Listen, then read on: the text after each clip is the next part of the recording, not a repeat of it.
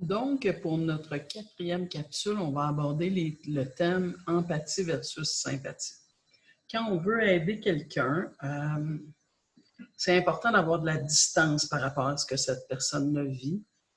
La distance autant psychologique qu'émotive.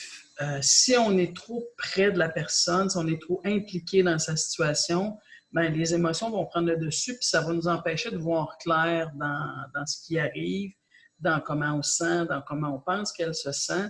C'est un peu comme si on a le nez collé sur un arbre, ben, on ne peut pas voir qu'il y a une forêt derrière cet arbre-là. Par contre, si on prend un peu de recul, ben, on va pouvoir découvrir la beauté et le côté très magnifique de la forêt qui nous entoure. Comment j'illustre ce concept-là, empathie versus sympathie, c'est avec une image, une métaphore un peu de ce que j'appelle le baril de marde. Le baril de marde étant la situation dans laquelle la personne se trouve, la personne qui est en besoin d'aide. Elle est dans son baril, puis là je dis, ça peut paraître grossier, mais c'est pour illustrer.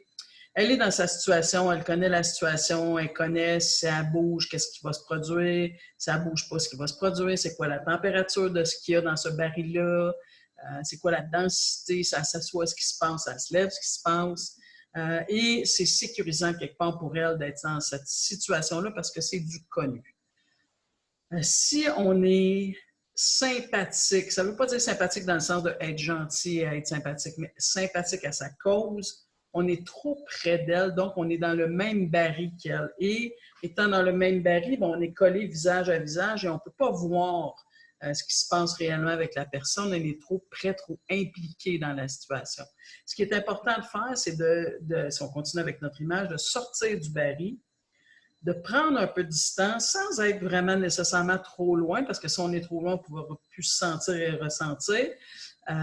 Donc, on reste quand même dans une proximité avec la personne pour qu'elle sente notre présence qui est rassurante pour elle. Et en même temps, bien, on se donne, nous, de la distance pour pouvoir voir clair et pour pouvoir être connecté à ce qu'on a besoin de ressentir et puis être en mesure de trouver des solutions, par exemple, à proposer à cette personne-là.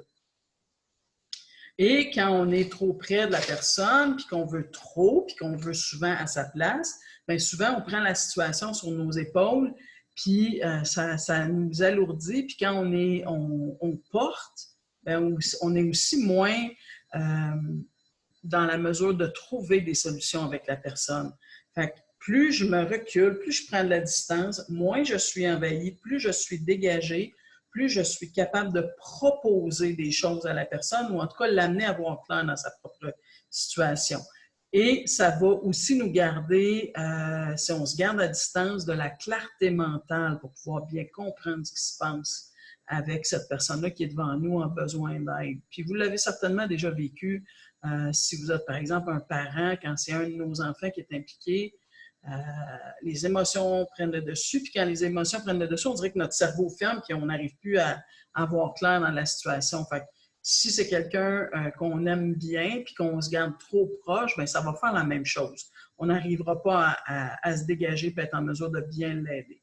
Alors, l'importance d'être empathique pour bien ressentir la situation, mais de ne pas tomber dans la sympathie pour être envahi par la situation. Et quand on est envahi par la situation, ben là, c'est vraiment important de pouvoir trouver quelqu'un avec qui on va pouvoir en parler.